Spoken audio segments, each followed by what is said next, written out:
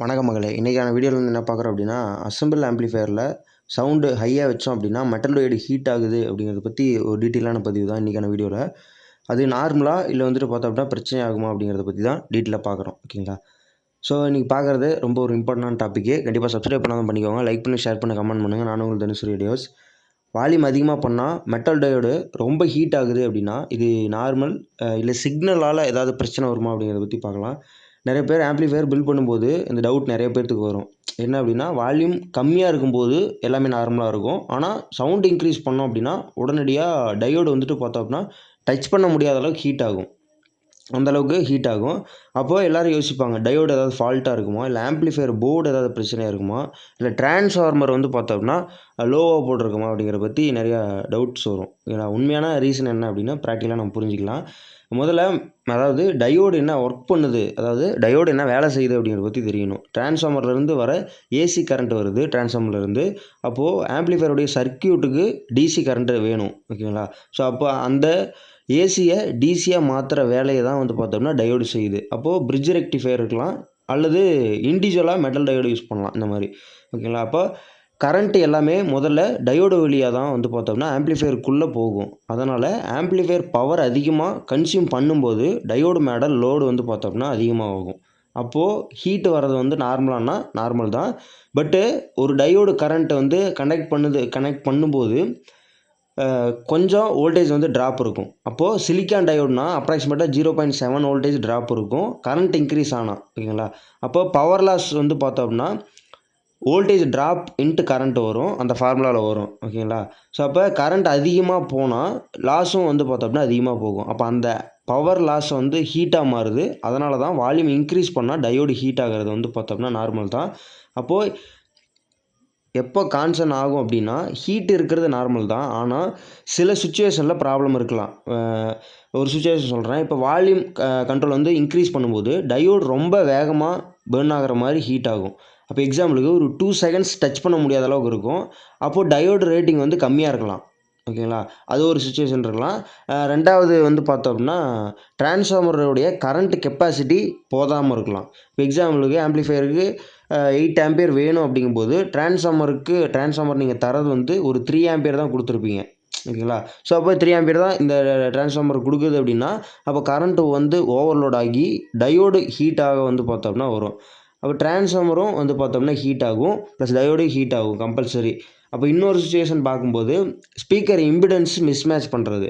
அப்போ அப்படி ஆகும்போதும் 4 ஓம்ஸ் ஆம்ப்ளிஃபையருக்கு நம்ம 2 ஓம்ஸ் லோடு கொடுக்குறது, இல்லை 8 ஓம்ஸ் ஆம்ப்ளிஃபையருக்கு 2 ஓம்ஸ் லோடு கொடுக்குறது. அப்படிங்கும்போது கரண்ட் வந்துட்டு டபுளுக்கு ட்ரிபிள் ஆகும்.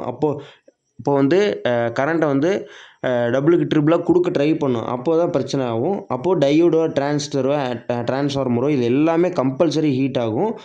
இதில் எந்த ஒரு மாற்றமுமே கிடையாது. அதேமாதிரி ஃபில்டர் கெப்பாசிட்டர் வீக்காக இருந்தாலுமே கெப்பாசிட்டர் வேல்யூ குறைஞ்ச ஒரு ரிப்பிள் கரண்ட் இன்க்ரீஸ் ஆகுது அப்படின்னாலும் டயோடு மேலே ஸ்ட்ரெஸ் ஆகும். அப்போது ஹீட் ஆகும். ஸோ இந்த மாதிரி நிறைய விஷயங்கள் இருக்குது. அதேமாதிரி மெட்டல் டயோடு ஹீட் ஆச்சு அப்படின்னா சவுண்டு இன்க்ரீஸ் ஆகுமான்னா கம்பல்சரி ஆகாது. இப்போ இது என்ன ஒரு முக்கியமான டாப்பிக்கு. சில பேர் நினச்சிக்குவாங்க டயோடு வந்துட்டு ஹீட் ஆகாமல் அதாவது ஹீட் ஆச்சுன்னா பவர் அதிகமாகும் அப்படிங்கிறது அது தப்பான இது. ஓகேங்களா? இப்போ ஹீட்னா அது வேஸ்டட் எனர்ஜி. ஓகேங்களா?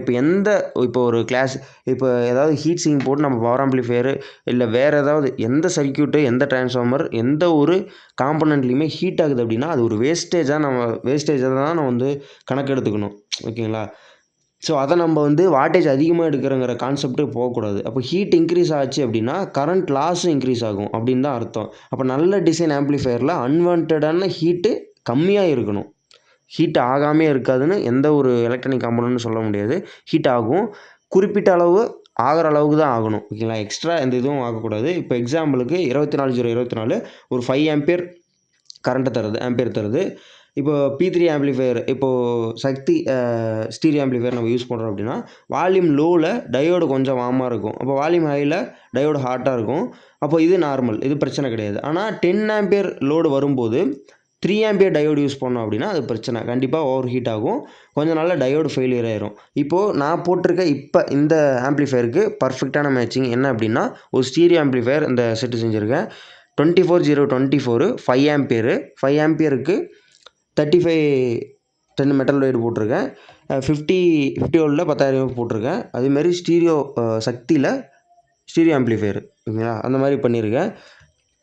ஸோ இதில் ஃபேன் போட்டு நம்ம ரெகுலேட் பண்ணிவிட்டு பயாஸ் வோல்டேஜ் மட்டும் கரெக்டிங் பண்ணிட்டோம் அப்படின்னா எந்த பிரச்சனையுமே இருக்காது, கரெக்டாக இருக்கும்.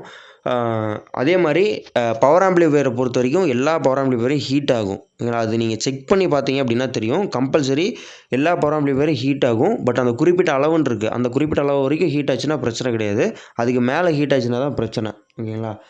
ஸோ இப்போ ஹீட் ரெடியூஸ் பண்ண என்ன பண்ணணும் அப்படின்னா ஹையர் கரண்ட்டு டயோடு வந்துட்டு யூஸ் பண்ணணும். இப்போ 3 ஆம்பியர் டயோடு இருந்துச்சு அப்படின்னா 4 ஆம்பியர் அல்லது 10 ஆம்பியர் கூட டயோடு யூஸ் பண்ணலாம். அந்த மாதிரி இப்போ பிரிட்ஜ் ரெக்டிஃபிகேஷன் பண்ணுறோம் அப்படின்னா பழைய இதில் பண்ணுவோம். இது மெட்டல் டயோடு, இது விட்டுருங்க. முன்னாடியெல்லாம் அப்போ பண்ணும்போது அந்த மாதிரி தான் பண்ணுவாங்க. ஸோ அப்போல்லாம் வந்து பிரிட்ஜ் ரெக்டிஃபையரில் ஹீட் சிங் இருக்கும். இப்போ மெட்டல் பாடியில் பிரிட்ஜ் ரெக்டிஃபையர் இருந்துச்சு அப்படின்னா அதில் ஒரு சின்ன ஹீட் சிங் மவுண்ட் பண்ணி அதில் வந்து ஹீட் வந்துட்டு பெட்டராக டிஸ்பேட் ஆகும். அப்போது அந்த மாதிரி பண்ணும்போது நமக்கு பிரச்சனை இருக்காது. ஸோ அவ்வளோதான் மக்களே. நீங்கள் கேட்ட கேள்விக்கு பதில் வந்திருக்கும்னு நினைக்கிறேன். ஸோ இதெல்லாமே தான் ரீசனாக இருக்கும் ஓகேங்களா. மற்றபடி வேறெல்லாம் எந்த ரீசனும் இருக்காது. டிரான்ஸ்ஃபார்மருக்கு தகுந்த ஒரு டயோடு நம்ம மெட்டல் டயோடு யூஸ் பண்ணோம் அப்படின்னா அப்படின்னா அதான் மெயின். அப்படின்னா ஏசி டு டிசி மெயினாக அந்த இடத்துல ஃபில்டர் ஆகிறனால கம்பல்சரி நம்ம குவாலிட்டியான ஒரு தகுந்த ஒரு டயோடு நம்ம யூஸ் பண்ணும்போது அந்த மாதிரி பிரச்சனை இருக்காது. ஹீட் ஆகாதா அப்படின்னா ஹீட் ஆகும். அந்த குறிப்பிட்ட டெம்பரேச்சர் வரைக்கும் தான் ஆகணும் ஓகேங்களா. அது உங்களுக்கே தெரியும். ஸோ அதனால் அது ஒரு பெரிய பிரச்சனையே கிடையாது. நம்ம கரெக்டாக மேட்ச் பண்ணி போடும்போது எந்த ஒரு ஃபால்ட்டும் வராது. ஸோ உங்கள் டவுட் கிளியராக இருக்கும். ஸோ கண்டிப்பாக சப்ஸ்கிரைப் பண்ணாத பண்ணிக்கோங்க. லைக் பண்ணி, ஷேர் பண்ணி, கமெண்ட் பண்ணுங்கள். நான் உங்களுக்கு தனுஷ் வீடியோஸ். அதாவது கஸ்டமைஸ்டாக ஆம்ப்ளிஃபையர் தேவைப்படுது அப்படின்னா கண்டிப்பாக நம்மளை கான்டாக்ட் பண்ணுங்கள். சிறந்த முறையில் பண்ணி கொடுத்துடலாம். அதே மாதிரி கஸ்டமைஸ்டாக 5.1 2.1 இல்லை வண்டி செட்டு தோஸ்துக்காக இருக்கட்டும், டாடா ஏஸுக்காக இருக்கட்டும், இந்த மாதிரி வெஹிக்கிளுக்குமே எல்லாமே பண்ணி கொடுத்துட்டு தான் இருக்கும். ஸோ தேவைப்படும் நண்பர்கள் கண்டிப்பாக கான்டாக்ட் பண்ணுங்கள். சிறந்த முறையில் பண்ணி கொடுத்துடலாம் ஓகேங்களா. இந்த வீடியோ முடிச்சிக்கலாம். இது போல் வேறு ஏதாவது டவுட் இருந்துச்சு அப்படின்னாலும் கண்டிப்பாக கீழே கமெண்ட் செக்ஷனில் லீவ் பண்ணுங்கள். இல்லை அப்படின்னா எனக்கு கான்டாக்ட் பண்ணுங்கள். சிறந்த முறையில் நான் கண்டிப்பாக டவுட்டை வந்துட்டு கிளியர் பண்ணிடுறேன் ஓகேங்களா. ஸோ நிறைய பேர் டவுட் நீங்கள் சொல்லுவீங்களா அப்படின்லாம் கேள்வி கேட்குறீங்க. கம்பல்சரி நான் டவுட்லாம் வந்துட்டு கிளியர் பண்ணிடுவேன். எனக்கு தெரிஞ்சிருந்துச்சு அப்படின்னா கிளியர் பண்ணிடுவேன். எனக்கு தெரியல அப்படின்னாலும் நான் பார்த்துட்டு சொல்லிடுவேன். இல்லை அப்படின்னா எனக்கு தெரிஞ்சவங்ககிட்ட கம்பல்சரி நான் கேட்டுட்டு ப்ராக்டிக்கலாக என்ன வேலை செய்யுதோ கம்பல்சரி நான் அதை சொல்லிடுவேன் ஓகேங்களா. ஸோ அதில் எந்த மாற்றமும் கிடையாது. ஸோ உங்களுக்கு டவுட்டுன்னா தாராளமாக கேட்கலாம். ஃபோன் பண்ணி கேட்டாலும் சரி, வாட்ஸ்அப் பண்ணாலும் சரி. அதே மாதிரி ஒரு சில டவுட் வந்துட்டு வாட்ஸ்அப் பண்ணுறீங்க. அந்த வாட்ஸ்அப் பண்ணும்போது நான் கால் பண்ணுங்கன்னு சொல்கிறேன். அப்போ நீங்கள் கால் பண்ண மாட்டேறீங்க ஓகேங்களா. ஸோ நான் ஏன் கால் பண்ண சொல்கிறேன் அப்படின்னா அந்த டவுட் நீங்கள் கேட்குற டவுட்டுக்கு டெஃபினிஷனாக வந்து பார்த்தோம்னா ஒரு டீட்டெயிலான ஒரு விளக்கம் உங்களுக்கு கொடுத்தா தான் உங்களுக்கு புரியும். நான் சேட் பண்ணேன் அப்படின்னா நான் சேட் பண்ணிகிட்டே தான் இருக்கணும். மற்றபடி உங்களுக்கு டவுட்டில் கிளியர் பண்ண முடியாது ஓகேங்களா. ஸோ ஒரு சில டவுட்டு வாட்ஸ்அப்பில் கிளியர் பண்ணலாம், கமெண்ட் செக்ஷனில் லீவ் பண்ணலாம்.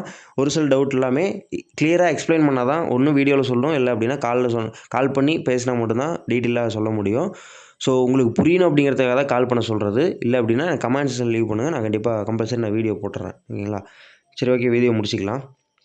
சப்ஸ்கிரைப் பண்ணாதான் பண்ணிக்கோங்க.